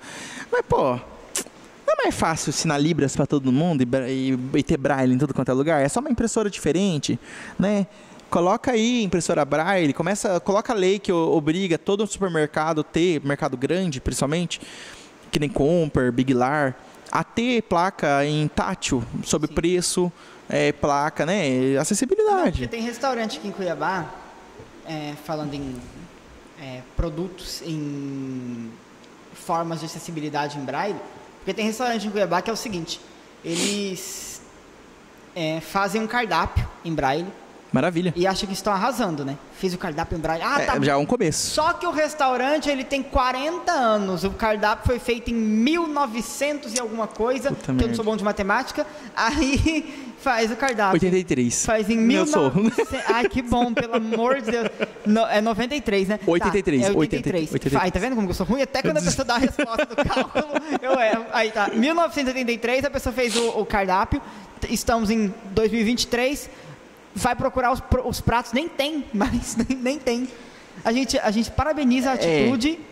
É um começo. E aí é que tá. Chega lá e meteu o pau no cara, o cara fala, pô, tentei ajudar, os caras me esculacharam. Não adianta. Então você faz o quê? O ideal mesmo é fazer que nem quando eles percebem que eu fui num restaurante aqui que chama... é um que é bem chique, pô. Não é Vasculo, restaurante chique aí de Cuiabá. Marralo? Marralo. Não é Marralo, É um que ele é todo preto, assim, lá dentro, assim, e tal. Esqueci o nome, mas é chique o lugar. Chique mesmo, chique e caro. E eu fui lá com uma paquerinha minha. Aí, quando eu cheguei, ele já viu que eu era deficiente visual, que eu tava chegando perto. Daí ele chegou assim, boa noite, senhor, posso te ajudar? Não sei o que, tarará, aqui tá nosso cardápio. Se tiver alguma dúvida, eu estou aqui para falar pro senhor e te fazer a apresentação de todo o cardápio. Daí eu peguei e falei assim, obrigado, moço, o que você tem de bebida? Nossas bebidas, ele abriu o cardápio na minha frente, me possibilitando olhar as folhas, mesmo sabendo que eu não enxergava, e falou, eu vou falando pro senhor, o senhor gosta do que? Nós temos várias opções, temos cítricos, temos mais doces, temos mais amadeirado, e começou a falar, os tipos de drink, daí ele começou a dar uma explicação do que fruta que eu gostava. Você gosta de morango? Temos uma de morango que é um sucesso da casa, ele vem assim, ele vem num copo grande, uma taça de borda grossa, de não sei o que, e deu toda aquela audiodescrição do cardápio. Depois falou, e o senhor gostaria de uma entrada? Nós temos vários tipos de entrada. Então você vê, a acessibilidade às vezes é mais atitudinal. Sim. A atitude do garçom foi acessível. Sim. O cardápio não era, mas a atitude. Eu aqui em Cuiabá, eu tenho, assim, 90%, 95% dos atendimentos que eu já presenciei aqui em Cuiabá, que já fui... Eu frequento também muitas festas, adoro festas e preciso frequentar mais festas. Bora comigo, então, tomar uma cachaça esse final de semana. Vamos, claro. Aí, eu assim, os atendimentos em Cuiabá eu acho acessíveis. Assim, já fui em outras cidades... Eles têm empatia. Que não foram tão acessíveis como Cuiabá. Cuiabá é bem acessível. Cuiabá é bom. O atendimento aqui é bem legal. Shopping, já fui em todos os shoppings de Cuiabá. O pessoal guia bem a gente ali. São... Sim. Super. Cara, o bom do cuiabano, ou do povo de Cuiabá, é essa questão de acolhimento, né? Todo mundo fala, Cuiabá é calor pra cacete, Cuiabá é um inferno de calor, mas o povo é bom. Sim. E eu percebi isso o dia que eu cheguei. Eu conheci um Uber, esse Uber me levou para fazer matrícula, me levou para almoçar, depois me buscou. Um mês depois ele estava comigo comprando lá no pregão, sabe ali atrás do Júlio Miller, ele tem aqueles pregão ali de venda de imóveis usados? Tava ali comigo, colocando fogão dentro do carro dele, colocando não sei o que dentro do carro dele. Porra! João, o nome dele, eu perdi o contato dele, precisava até achar ele de novo. E cara perfeito, cara, super acolhedor. Eu achei que era só ele. Aí eu cheguei, o cara do prédio me emprestou isso, me emprestou aquilo, aí fulano oferecendo ajuda, aí fulano que contou pra fulano, chega todo mundo querendo ajudar. Sim, todo mundo é solidário, é família. Então o povo cuiabano é um povo bom. É um povo bom. Sabe, Cuiabá pode ter seus 1000 defeitos, mil defeitos, assim, de prefeitura, gestão, mas o povo é bom. E às vezes você vê, eu tive mais, você fala, em outros lugares, em outros restaurantes, também tive isso, de shopping, de outros lugares, ter mais dificuldade em acessibilidade do que nos daqui. Porque aqui o povo tem a barreira atitudinal, ela cabe à empatia. Então a pessoa, ela tem uma empatia pelos outros, de se colocar no lugar, pô, o cara não enxerga, eu vou ajudar ele. Do que, por exemplo, se chegar, que nem eu já cheguei, morei em Curitiba um ano, e o curitibano tá foda-se, não todo, mas muitos lá, sabe? O curitibano é fechado, não gosta de conversar, não gosta de falar, eles não foda-se. Não, ele não me pediu nada, eu não vou fazer. Aqui você não precisa pedir, aqui às vezes isso é até demais, às vezes até fala assim, nossa, eu não sou cego total, eu tenho só baixa visão e tal. E é complicado, cara. Curitiba é uma cidade muito boa, morei lá, tem parente lá, família lá. E Curitiba é uma cidade super bem estruturada, mas é o problema da comunicação, né? As pessoas não se comunicam, elas não gostam de conversar, é uma cidade fria, o pessoal é mais... Não tô falando de todos. Porque tem que ligar, né? Perfil, a acessibilidade, a comunicação e a empatia Não adianta, até porque a nossa deficiência é sensorial. É uma comunicação com o exterior, com o mundo. Nossa dificuldade é de comunicação. Se não existe comunicação com outras pessoas, a gente tá a Deus dará mesmo. Então, é essa a necessidade de adaptação, né? É as pessoas abrirem essa margem aí para o contato, para a comunicação, para ser uma ponte entre a pessoa e o que ela quer fazer. Mas Curitiba o povo depois de Curitibano é assim, eles são fechados, até você fazer amizade com eles. Se fez amizade, você é família, daí eles te protegem de unha e dente. Então, Curitiba é uma cidade muito boa, cara. E morei em Curitiba, morei em Jacarezinho, Cuiabá. Já morei em tanto lugar, já Ribeirão Claro, quando era mais novo. Olha, eu tenho vontade de morar sozinho. Assim, atualmente, agora eu moro com a minha mãe. Quantos anos você tem? Eu tenho 20. Eu ainda quero. Todo mundo na tua idade quer morar sozinho. Deus o livre, morar. Não, eu acho que é mais por uma experiência mesmo. Não é nem, porque muita gente quer morar sozinho pra se livrar, né? Meu caso. Brincadeira. Gente, vamos mandar o podcast lá pra... Como que é o nome da sua mãe? Jacarezinho Érica. Vamos mandar o podcast pra... Não, minha mãe é um amor, só que o problema é a superproteção, né? Às vezes eu tenho que dar um sacode. Falar assim, não, sai. Não, minha mãe já não é... Minha mãe, ela já não tem essa superproteção. Minha mãe, se ela fala, mãe, eu vou ali pular de paraquedas, ela vai. Minha mãe já surta, ela desmaia se eu falar que eu vou pular de paraquedas. Quer que eu fique lá? Se você cair, eu vou filmar e vou mandar. Você acredita que minha mãe teve crise porque eu falei que ia pegar um avião em Viracopos? Campinas. Aí ela falou assim, não vai de avião, porque o avião vai cair, eu tô com mau sentimento. Não queria, chorou, falei que tava indo de ônibus, menti pra ela. Falei, tá bom, eu vou trocar, vou de ônibus. Capaz que eu ia de ônibus. Uma hora ligou pra ela, oi? Tô em Cuiabá já. Ela, eu não acredito que você foi. Eu falei, eu fui. Não, eu já soube, mas eu tenho vontade por experiência, não é pra se livrar. Eu não quero me livrar da casa dos meus pais, gente, maravilhoso lá, é tão bom. Não adianta. Se você tá bem lá e tá estudando, você não tá na fase de sair da casa dos seus pais. Seria uma loucura você sair da casa dos seus pais, na minha opinião. Porque, eu imagino. Eu saí porque não tem medicina em Jacarezinho. Eu ia ter que sair de qualquer forma. Então eu saí e vim pra cá. E você sabe como que eu escolhi faculdade de medicina? Foi por amor, em Cuiabá. Sabe por quê? O Enem ia fechar, se não me engano, numa sexta ou num domingo. Não, era numa sexta. Era quarta, quinta e sexta, que era o SISU. Eu tava no último dia, no outro dia saiu o resultado, se eu não me engano. E eu tinha colocado Campo Mourão e o FPR, Curitiba, né? Sim. E eu fui lá mexer, cara. O FPR troquei pra o FMT bêbado, umas 11 e pouco da noite. Meu Deus. E troquei. Quando eu acordei no outro dia de ressaca, 2 da tarde, eu fui olhar e tava lá, infelizmente você não foi aprovado. Aí eu olhei, Mato Grosso. Falei, meu Deus do céu, quase morri. Falei, se meu pai souber, ele vai me matar. Agora ele vai saber, né, da história. Mas daí, passou um tempo, deu a chamada, cara, e eu passei na segunda chamada. Graças a Deus, vim pra cá correndo. Eu falei, pai, que você deu pra passar nos primórdios ainda da evolução. Tá faltando. Não saiu, não virou homo sapiens ainda. Vamos enjaular e... Exatamente, porque o cara, pra ter que ter uma placa numa balada, escrito não é não, e ele ter que ler aquilo e falar, olha, aqui eu não posso insistir porque tem uma placa. É porque é um imbecil. E ainda é capaz de sair e ir para um outro lugar que não está escrito. E é capaz dele insistir lá na festa, ignorar a placa. Sim. É cultura não idiota. Nós estamos num mundo difícil. Não pode duvidar. Já foi pior. Mas o mundo ainda está difícil, viu? Não para todas as áreas. Então a gente fala aqui de acessibilidade e inclusão, a gente tem que falar também da homofobia, tem que falar do machismo, tem que falar de tudo, né, mano? De tudo. O mundo a gente tem que ficar esperto pro mundo. E todo mundo é digno de errar, mas é obrigado a colher os frutos do erro, né? Claro. Então a gente Eu falo muito disso. Então a pessoa às vezes ela é preconceituosa com o deficiente, eu tenho que entender. Tá fazendo isso porque quer me prejudicar ou tá fazendo isso porque ele não sabe lidar com o deficiente? Aí cabe a mim tentar explicar. Só que se ele começar a me perturbar, aí ele caça a encrenca. Aí a gente vai pra guerra. Mas a guerra é o último das fases. Eu aprendi que não adianta ir pra guerra. Não, às vezes você consegue resolver as coisas ali em uma conversa e uma explicação. Só se a pessoa for muito mente fechada mesmo, bem escrota, ignorante, e não entender. Sim. E aí a gente tem os nossos direitos e aí vai ter que apelar para uma outra situação, né? Mais ríspida, mais severa. Vou fazer uma pergunta agora que as pessoas fazem essa pergunta para mim sempre, sobre deficiência visual, né? Como é que o cego faz para saber que o cu tá limpo, né? É uma pergunta interessantíssima, que muita gente se pergunta, porque não olha o papel, né? Porque as pessoas, elas... Me perguntaram isso, eu não lembro quem foi. Ah, eu sei quem foi meu cunhado. Como é que sabe que o cu tá limpo, né? A gente desenvolve um tato anal tão bem desenvolvido... É a sensibilidade, que a gente sente que não tá mais liso, ficou áspero.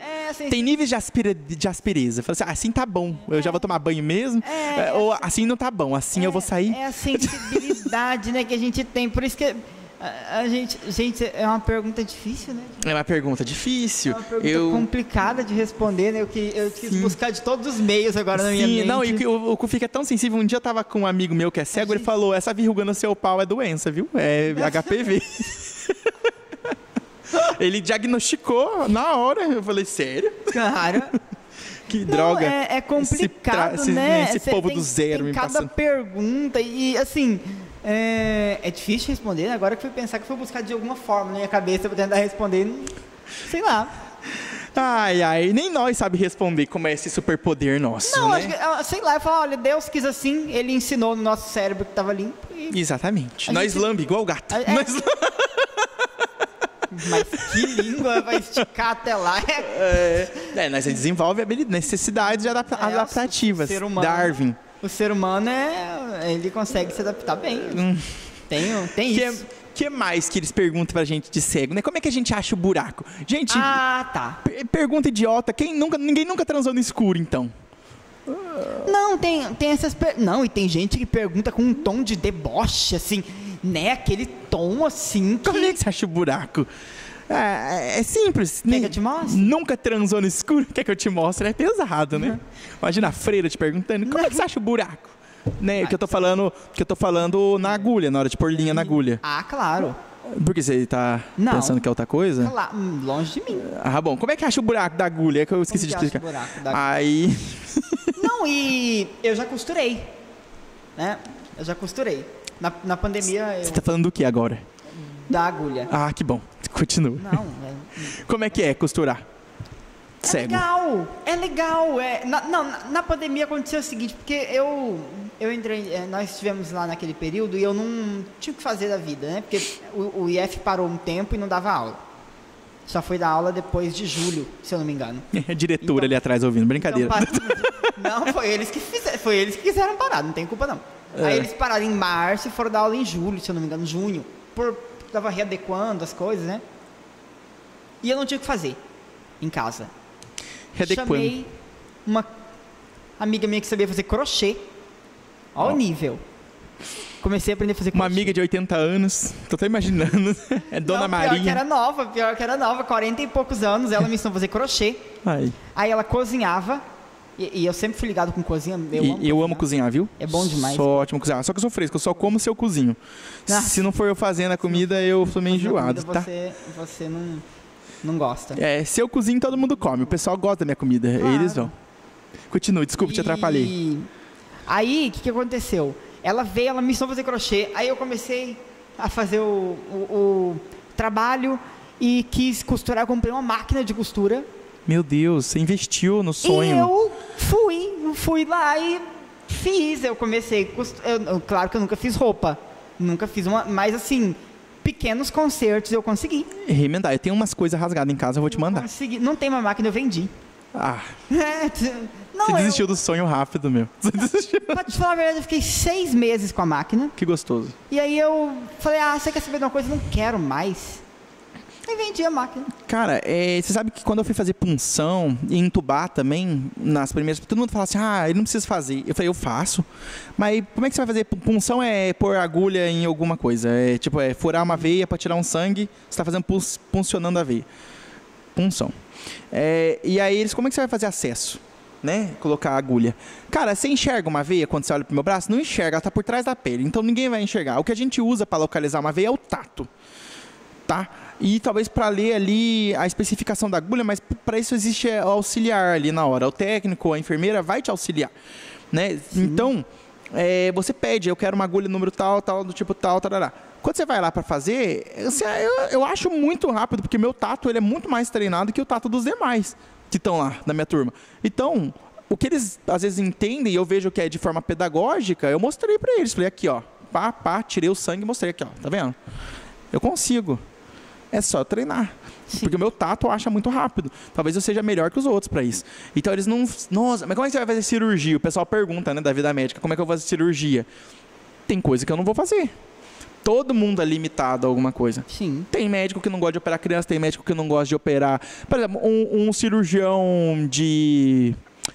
um uroprocto aí, não vai fazer cirurgia neurológica, neurocirurgia. Porque ele é limitado, ele tem que estudar.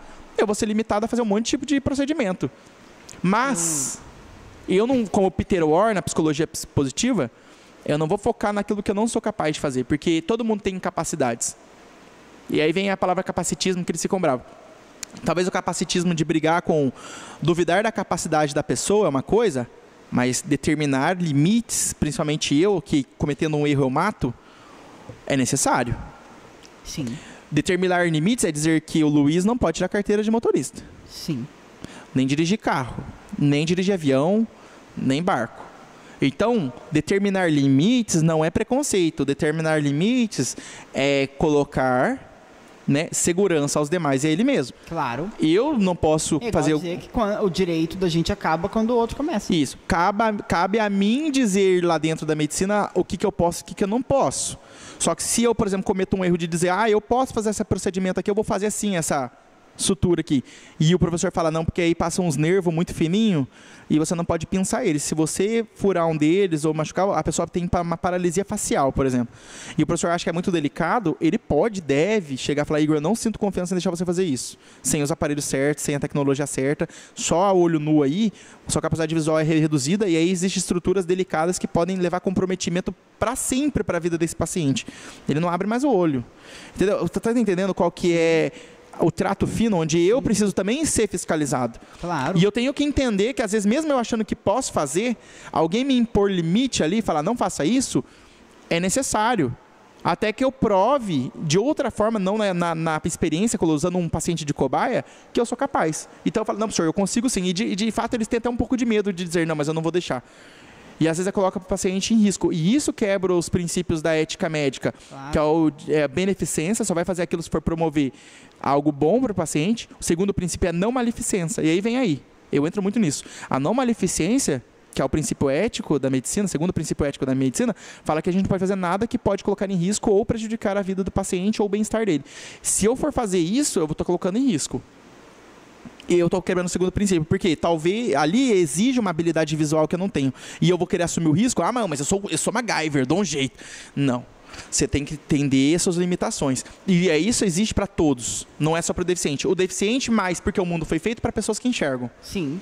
Foi projetado. O carro foi projetado para quem enxerga, a TV foi projetada para quem enxerga, o celular, tudo foi projetado para quem enxerga. Não, ontem você falou aqui da TV. Eu até vou abrir um parênteses que é para eu te fazer uma próxima pergunta. Manda. Que aconteceu o seguinte. Tava passando num jornal, não vou falar o nome do jornal, senão agorinha. Tá. Uma propaganda de emprego e passando aquela oferta, vagas para PCD. Falei, ô, maravilha. Comecei a gravar um áudio da TV, na esperança de que a jornalista... ela ia me falar o número de telefone. Foi aquela reportagem, 5 minutos falando de vaga e de vantagem para vaga PCD. Falei, gente, eu vou anotar esse número. Ela terminou assim, o número está no rodapé da tela. Nossa senhora. O número está no rodapé da tela. Mas isso cabe você ligar lá e explicar. Aí eu postei no status, né? Aí a gente rindo, a gente fez um monte de piada, porque, né, melhor rir do que... chorar, né? Aí, assim, eu tava até comentando ontem com um amigo meu. Porque, por exemplo, no YouTube, né?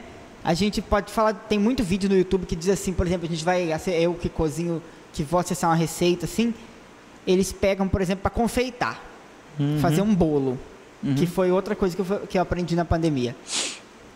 Confeitar, que eu fazia bolo, tive que aprender a confeitar. Claro. Como que você vai passar, por exemplo, o chantilly, aí você gira e a mulher faz, a pessoa explicando, você pega a espátula e faz assim, pega o esse bico, assim quebra, né? Você puxa e você faz a rosa, você girando para esse lado e puxa para o outro lado. Que lado? É o que você falou. Não é o que eu falei também. A vida, o mundo não foi projetado para quem não enxerga. Foi projetado para quem enxerga. Ele é visual. E é um sentido espetacularmente importante para o ser humano mesmo, na natureza. E tem que ser mesmo tudo visual. Só que a gente tem que ter acessibilidade para quem não tem visão. E para quem não tem audição, para quem não tem movimento. Claro. Então, assim, é uma fase de mudanças. Nós estamos aí numa mudança... Nossa, começou em 88 o compromisso com a pessoa com deficiência, entendeu? Começou em 88. De lá para cá, um monte de lei foi colocada. A gente está aprimorando. Isso é devagar mesmo. Infelizmente, não dá para fazer da noite pro dia. Podia ser maravilhoso, mas não dá. Vamos falar que nós vamos combater a homofobia da noite pro dia? Não vai. Vamos falar que nós vamos combater o machismo da noite pro dia? Não vai. Sabe, a corrupção da noite pro dia? Não adianta viver no mundo fantasioso. Aí você fala assim, pega o papel e mostra aqui, ó, direito do deficiente, acesso à educação inclusive, blá, blá, blá. E dá lá na mesa do diretor e fala... Porque tá no papel, né? Tá no papel. Mas o problema é a prática. Como tá no papel que não pode discriminar a pessoa pela raça, cor, gênero. Né? Aí é o que a gente tem que lutar, na verdade, como a gente está sempre comentando. De forma pedagógica. É a prática, de forma pedagógica, trabalhando junto. É o que a gente... Exatamente. E lá nas crianças, acho que tem que ter muito contato com as crianças, sabe? E as crianças vão crescendo já com aquela ideia, e isso é muito importante. Mas você ia me perguntar sobre... Eu ia falar sobre...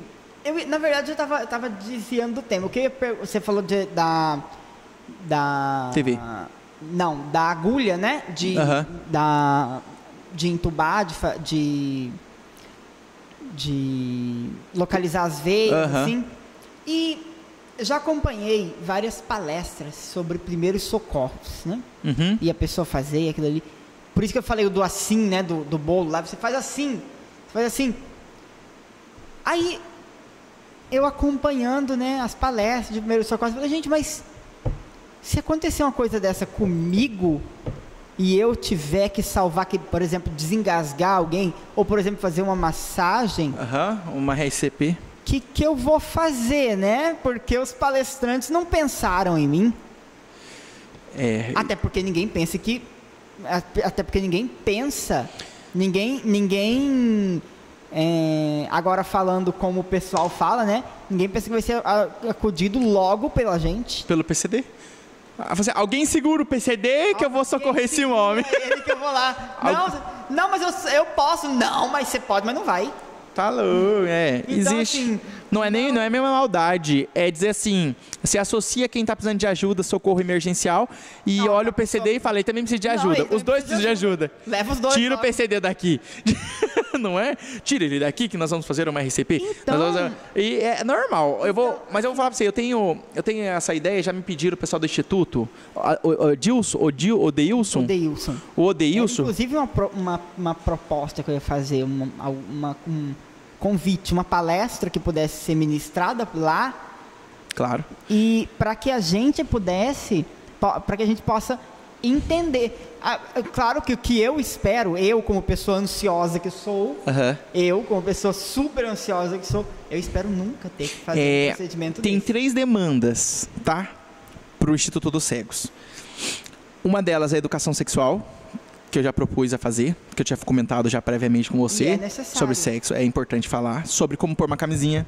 Como é que põe camisinha, né? Daí o adolescente cego tem que saber pôr camisinha. A gente tem uma formação, né? O AVA, mas assim, o AVAS, né? Atividade. Só que a gente precisa de uma Porque a gente é literal, prático, né? pegar um pinto de borracha, uma camisinha e falar, põe, vamos ver como é que você põe. A gente é literal e a gente precisa... De borracha, né? O pinto do cego. Não, é de preferência de borracha. É. Você sabe por que o cego segura o pinto do médico na hora do exame de próstata?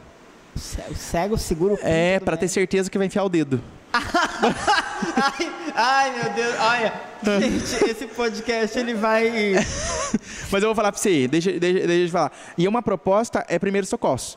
Primeiros socorros, educação sexual e o outro era sobre a saúde da mulher cega, né? Precisa, menstruação, essas coisas. A gente precisa desse, porque a gente é literal. Porque assim, o bombeiro ele veio aqui no IF e deu a palestra, foi uma palestra incrível. Mas a gente tem que entender, por exemplo, não, tudo bem, alguma coisa eu entendi, né? Por exemplo, vai checar os sinais, aí às vezes tem um amigo explicando, ó, você vai pegar aqui, você vai, entendeu? Às vezes tá um amigo ali sentado explicando. Cara, esse negócio de primeiros socorros vai ser feito lá no Júlio Miller, porque nós temos robôs lá, de alta precisão, com puta tecnologia, um robô que custa R$500 mil, né? Tem um monte lá. A gente tem milhões de reais em equipamento. Nós temos aí milhões de reais em simulação tecnológica, robôs que vieram, sei lá, da Alemanha, do Japão, software de não sei de onde. São coisas caríssimas. Uma mesa digital lá que nós temos, uma mesa anatômica que custou, sei lá, R$500 mil. Os robôs custam isso aí, 200 mil, 300 mil, caríssimo. Não sei nem te dizer, eu sei que assim, várias Hilux cada boneco. E tá? agora eu tô com medo de chegar lá com vocês. Não, eles aguentam até tiro, eles são robô de teste, robôs fodidos. Mas o que aguenta tiro, não aguenta... Não tô falando que aguenta tiro, mas tô dizendo assim, são robôs fortes. São feitos para aguentar a pancada, né? Porque vai aguentar os alunos massageando o dia inteiro ali. E vocês vão aprender ali. E vai ter alunos, atores simulando que estão passando mal. E vocês vão fazer neles também. Então, você vê, não tem como vocês aferir pressão pelo aparelho certo. Que é o aparelho certo, não, pelo aparelho manual, analógico, que tem que olhar os números. Mas vocês têm que saber como é que afere uma pressão. Qual que é a ideia de um aferidor de pressão. Sim. Os sons de Korotchkov, que a gente fala, que dá para ouvir no estetoscópio. A gente precisa desse atendimento, dessa aula, dessa palestra, porque todos no ambiente de trabalho tem. Sempre tem, né? Você chega num ambiente de trabalho, tem palestra de primeiro socorro. Então, a gente tem que... Vocês têm direito a saber como funciona. Às vezes eu não sou capaz de fazer um procedimento lá, mas eu tenho que saber como fazer. Eu tenho que saber descrever, fechar meus olhos, assim como o cirurgião fecha os olhos e pode explicar normalmente como é feito uma apendicectomia, vai explicar, ó, você tem que abrir assim, nessa região tal, por causa que passa a nervo tal, veia tal, artéria tal. Aí você vai pensar tal estrutura, vai isso e aquilo, aí tem que ver se a pressão está isso, se a homeostasia... Entendeu? Você vai fazendo... você tem que descrever o procedimento e não necessariamente você precisa fazer o procedimento, mas saber como fazer. Sim. Não que eu, numa emergência, vou fazer uma apendicectomia, mas eu, como médico, devo saber o que eu estou falando, o que eu estou fazendo. Eu falo, eu não sou obrigado a fazer o procedimento, mas eu sou obrigado a descrever... Porque a gente pode imaginar uma situação de que você tem que coordenar. De ter que coordenar. E você precisa de ter que dar uma aula. Eu posso virar professor? Sim, você pode. Eu posso dar uma aula? Sim. Aula teórica. Então. Não, eu nunca fiz, mas eu sou especialista na área. Porque eu estudo pra caramba sobre isso. Eu sei mais que quem faz. Porque eu estudo. Inclusive, eu desenvolvi uma técnica melhor. E um cirurgião fulano foi em prática e disse que é ótima e que dá mais resultados. Então, eu desenvolvi um novo procedimento. Sim. Então eu acho assim, o deficiente tem que focar naquilo que ele é bom em fazer, naquilo que ele tem de capacidade, compreender que ele tem limitações, e suas limitações obviamente são só em cima da deficiência. As outras ele que cria, porque é normal criar defesas psicológicas, transtornos psiquiátricos, desvio do perfil de personalidade, porque você é uma pessoa que tem um universo amostral diferente, vê o mundo de outras formas, né? O surdo, o cadeirante, tetraplégico, hemiplégico, o cego, enfim. Todo mundo tem uma forma muito diferente dos demais em ver o mundo, em sentir o mundo, em ter acesso ao mundo, e eles vão criar um perfil mesmo um pouco fora do padrão de comportamento. Então você tem que entender que o mundo também está aprendendo a lidar com você, mas que por enquanto, graças a Deus, a grande maioria do preconceito vem mais da ignorância do que do ódio. Diferente de outras minorias como o racismo, homofobia e machismo, que parece que usa mais do ódio contra a pessoa, eles odeiam, entendeu? É uma coisa assim, abominável. O deficiente, ainda existe poucas pessoas com ódio, é mais pessoas com dó e mais pessoas, às vezes, com ignorância, não sabe lidar. De informação. Então, não adianta também o deficiente ficar adorando pílula, não pode falar palavra ódio, não pode falar palavra... Não, vamos falar real. Eu tô aqui, inclusive, para falar a real. Se você é deficiente e fica só dando desculpa e não vai atrás, de sentar a bunda na cadeira, né? Ou que é o jeito de falar, de ir pegar um livro e ler, ou pegar o material, mas não tem acesso, então vai atrás dos institutos, vai correndo. Se você já está correndo atrás, você já está saindo do lugar. Você já está progredindo. Se tu está pesquisando formas de acesso, acessibilidade, tu já saiu daquele ponto que você estava, que era não fazer absolutamente nada, esperando que caia do céu no teu colo. Então, não adianta. Vejam os exemplos que nós temos. Stephen Hawking só mexia os olhos e virou um puta de um cientista e desenvolveu a teoria Hawking lá da radiação de buraco negro. Só gente fodida, tá vendo? O cara era bom, um orgulho pra gente. Só mexia os olhos. Tá? E às vezes a pessoa lá consegue andar, consegue ir para tudo quanto é lugar, consegue falar, se comunicar bem e fica lá chorando, só se comunica para chorar, para reclamar que a vida não é um morango. Não é um morango para ninguém, meu rei. Não é um morango para ninguém. Então, eu acho que os deficientes eles precisam, primeiro, promover a sua acessibilidade, a sua inclusão, provando que ele é mais do que as pessoas julgam. Porque eles são. Mais do que as pessoas julgam vocês muito menores. Julgam nós, deficientes, muito menor. E julgam, acho que a gente é incapaz de fazer muita coisa. Então a gente tem que provar que não, que é mentira. Ir atrás. Não, eu consigo. E levar sempre da forma mais diplomática possível. Falaram com ignorância com você? Você pode até não esquecer. Mas pensa, é ignorância ou é maldade? Se for maldade, ataque. Se não for maldade... Tem que saber racionalizar, né? Tem que racionalizar, lidar com a situação. É que a gente às vezes fica cansado, né? De ter que ficar explicando. De ter que ficar, né? Sempre dando a mesma informação. Reinventando a roda. Reinventando. Meu amigo, mas eu vou me despedir de você. Acho que a gente pode ir para... Eu também tava falando... Não, porque senão a gente vai ficar aqui até amanhã. Eu tenho um compromisso às 19, já são 19h13. Eu vou finalizar aqui, gente, porque agradecendo a participação do Igor aqui com a gente. Nós vamos conversar sobre mais propostas de gravar um podcast falando um pouco mais do pessoal. A gente falou bastante do deficiente visual, da inclusão, da acessibilidade, mas eu acredito que a gente tem muita história para contar, muita história de vivência, tipo, do que já aconteceu e de festas. A gente deve ter muito assunto para falar ainda sobre muita coisa engraçada, né, para a gente contar sobre histórias que já aconteceram com a gente. A gente não vai fazer alguma coisa relacionada a isso. Perfeito. Mas eu agradeço a sua participação, foi maravilhoso, um papo super enriquecedor. Obrigado, eu que agradeço a oportunidade, estou sempre à disposição do Instituto Federal, de vocês, do Instituto Cegos, sempre para estar abrindo aí um pouco do meu pensamento. Eu não sou dono da verdade, mas eu falo o que eu penso, né? E aí vocês vão pedir a minha opinião. Enquanto a gente é livre para isso, vamos fazer. Enquanto a gente é livre para isso, vamos fazer. Isso aí, muito obrigado, viu? Obrigado pelo carinho. Bom, massa.